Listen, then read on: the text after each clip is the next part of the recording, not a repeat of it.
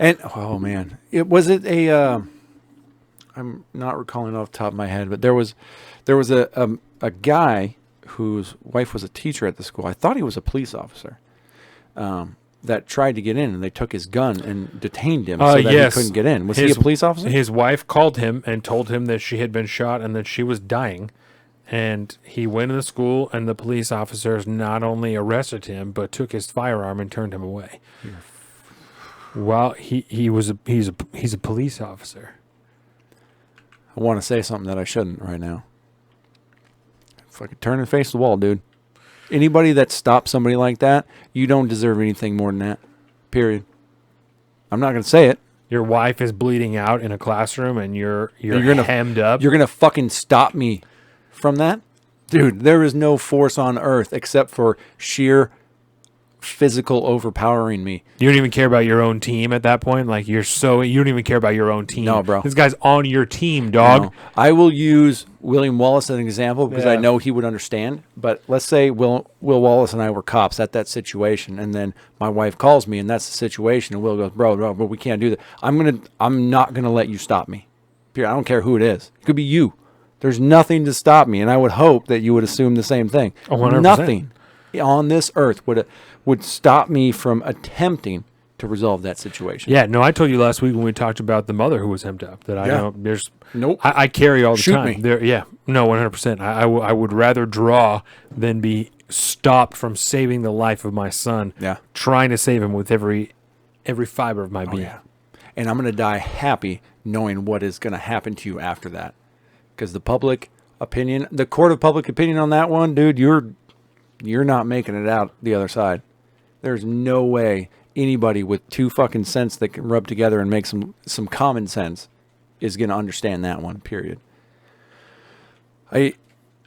Where do you think, let's put it this way, when do you think the conversation about Uvalde is going to end? I mean, we got the legislation passed. That was the big thing, the do something bill. So we did something. Is the conversation about Uvalde going to stop now? Is it going to go by the wayside, in your opinion? We got all sorts of other big fish to fry and take over the narrative. Just a matter of if they want to. No, I think that I'm just thinking. I think that it's possible. Yes, I think probably yes. Something happened, and now. Like something happened, quote unquote. There was a bill that was passed, and it's according to the left, it's never going to be enough. And according to the right, it's always too much. Mm-hmm. So I think that it's going to be just like Gabby Giffords, just like all these other Sandy Hook. It's going to be just like that. It'll be another statistic that adds to it. Yeah. That's what I'm saying. We talked about that last week, the episode before. So these people don't really care. They don't care about these children. They don't care about the kids that died. That's why they were so willing to make points about politics or political points before they even knew what the details of the situation were. Mm-hmm. They're talking about all weapons and all kinds of stuff before they even know what's happened yet. They don't even have any details, and they're willing. It was immediate, man. It's because they don't care. Yeah. It's not about that. It's about the means to the end. And as we talked about in the 2 seconds before this. It's about power. They want to take that power, and this is a beautiful opportunity to strip more power from people. This gives them just another angle into the door of your house now because they have an incentive for red flag laws in your states if you don't already have them. There's financial incentive. So if your state is in any kind of financial everybody needs a bigger budget, man. Everybody needs a bigger budget. There's money there. Yeah. Well, you had a state legislature last year or in 2020 that cut your budgets because of George Floyd. Now 2022, you're Republican again. Here's some money. You want to put a new law in there? All you got to do, it's just a little law. Yeah. Got a bunch of new money for your police department. You can hire more police officers. You can do all kinds of stuff. You can buy some equipment for the government.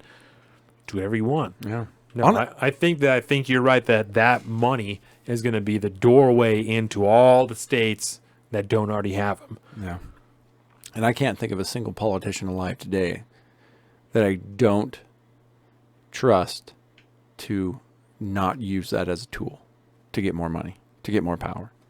There's not a single one in Congress today or that's running that I know of that I could trust to not use that as a cudgel to get what it is that they want.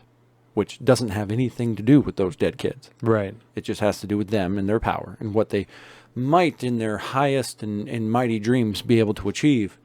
They're not afraid to walk on the bodies of dead children to get there. They don't care. They don't. None of these people do. But there's... I want to... how do I want to phrase this? Remember that this school was used for testing by the federal government. It was indeed. It was indeed. They were given grant money, too. And not a small amount of it. There's a lot of people... I'll say this. Just to protect my own ass on this one. There was a conspiracy theory floating around that questions how it is that this young man got a hold of all the super Gucci gear that he got a hold of at the time. And we talked about it a little bit last year. The truck, the guns, the ammo. Yeah. And there is definitely, it doesn't help that theory that there was a pretty decently sized grant appointed to these people if they went through these trainings and tried to go through, set up the procedures for mass shooting situations and all that. They just went through the training, right? Yeah. And it doesn't help the false flag crowd narrative when that kind of stuff comes to light, because realistically, when you think about the bloated government bureaucracy that is handing a buttload of money to a small-time department or a state that just disseminates money to here or there, and these people don't have any idea what to do to this thing. They just, here's the guidelines we need to follow to make sure that we can get this money. Let's get that money. Let's do this thing, and let's do this training, and then we're much better off fiscally than we were last year. Why would we not do this? It seems like a good thing. But at the end of the day, some of these people are fucking morons. Right. Who just care about the sanctity and safety of their job. And yeah, it would be nice to have all this super Gucci gear for our super small town police force. And we'll get that. Maybe. If we follow the guidelines here and we get this program, we get all this money. Like, you don't have to go too far down the conspiracy train to just assume that these people are fucking idiots who just took their chance to fatten their budget a little bit. Right, because and set up some SOPs. Because most of us who live in a small town, big town, anybody who know people who stayed there, someone who's a cop who probably shouldn't be a cop. Word. You know someone who, at the end of the day, they're like, I'll just fucking be a cop because it pays $70K a year, and that's a good job where I'm from. Yeah. I think cops are a lot like presidents.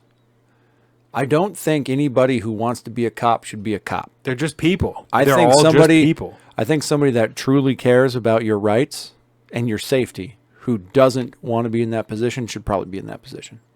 Just like the president. Most politicians, if you want to be a politician, you probably shouldn't be one. If you don't want it, but you care so deeply about those rights and the community of people that should have those rights that you see every day are being infringed upon, you should probably be a politician, even though you don't want to.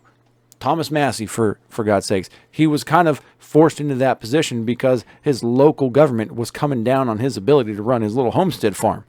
And then, boom, now he's thrust into the federal fucking, into federal politics. He doesn't want to be there necessarily. Now he's there. He has a purpose. He has a bigger purpose. He has a higher calling. But nobody that wants to be a politician, nobody that wants...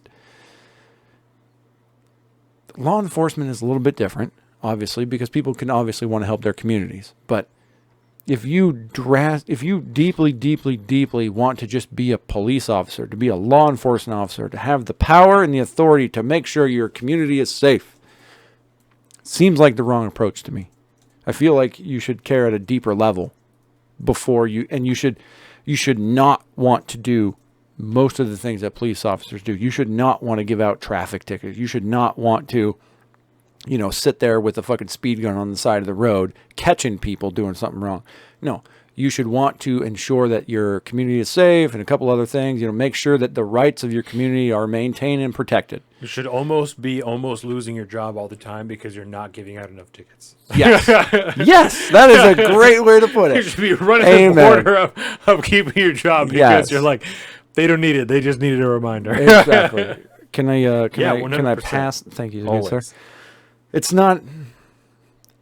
I want to put this Uvalde thing to bed for now. Yeah. But I don't trust anything I hear about it.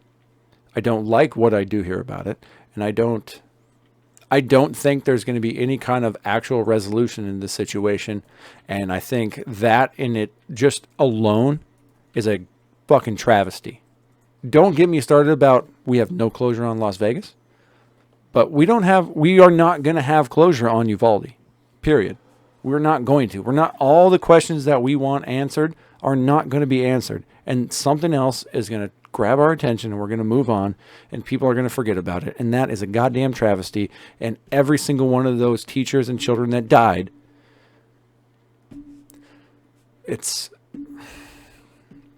they're going to die for nothing. And that's sad to me. It's really sad. I'm getting all emotional and shit. It really is, man. Like, grown up now, like watching Dax grow up has severely affected my relationship with young people, because that little shithead of yours is adorable, and he is the most lovable thing on the planet. And I can't imagine the pain that these parents have to go through, because the people that should have been a man, that should have done their goddamn job, didn't do it for some arbitrary bullshit reason. This is not just me getting upset about, procedural shit not being followed or constitutional rights being followed. These are fucking kids, man. It continues to happen. And because I am a 2A advocate, an absolutist, does not change my emotions about this tragedy. And there will be another one. I don't care that we did something, because we just went over the legislation in part 3 or 4. That's not going to change a goddamn thing. It's not going to stop the next one, period. All you're going to do is prevent anybody that might be able to help. You're going to prevent them from being able to help. And if the usurpation of your rights aren't going to do it, it's going to be the goddamn law enforcement's on the scene to stop you from doing it. And it's the same goddamn story every fucking time.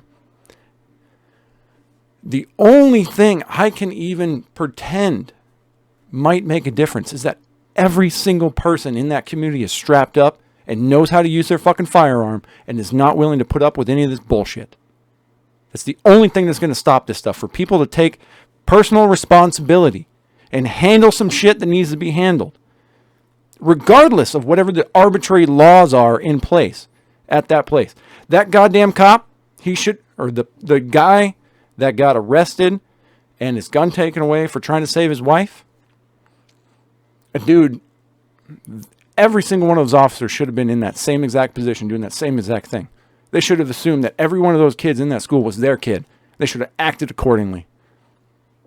And it's not just the Uvalde police, that's the real tragedy here. It's not just the Uvalde police, man. We see it happen all the time. It's a microcosm of the true issue. Amen. It is just a single data point that has been thrust into our attention. This happens every fucking day. Not every day, but every law enforcement officer that makes a terrible decision because there's externalities that push on them to not make the right call, to not do the right thing because of one reason or another. There's 1,000 reasons, but I'm so fucking tired of hearing about this shit, because it is a tragedy. And just because I'm a 2A absolutist, like I said earlier, doesn't take away the emotions that I have around this tragedy. It is a fucking tragedy. There's no two ways around it, man. Just because I can have a logical and reasonable conversation about why the action you want to take is irrelevant, wrong, and probably backwards, and will probably make the situation worse, doesn't mean that I don't care about those kids, man. And I'm so tired of fucking being told that that's why I have the opinions I have, because I don't care about children. I don't care about the lives of children. Fuck you. You just care about guns. Fuck you. Right. That's what I got to say about that. Welcome to the salt of the streets, coming at you